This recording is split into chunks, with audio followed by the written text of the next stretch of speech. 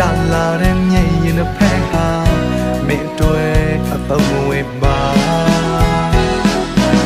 တစ်ဖက်မင်းပါတဲ့ဘုံမတူပါသူသမင်းကိုသူတို့ပြောပြ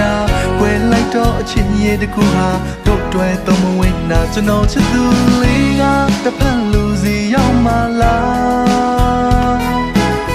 ကွယ်တော့မင်းငါအတဲ့နှလုံးမူမင်းငါမတွေ့ပါလားကြာလာတဲ့မျက်ရည်နဲ့ဖက်ဟာမင်းတွေ့အသုံးဝေးပါနေချမ်းထားတော့မှလားမင်းပါစကားကိုနားထောင်ပြီးအသိနဲ့ယူမှလားသိချပြီးလားသူနဲ့တွေ့မှငါလည်းမင်းနိုင်လောက်ကြိုးစားနေသွားမှာ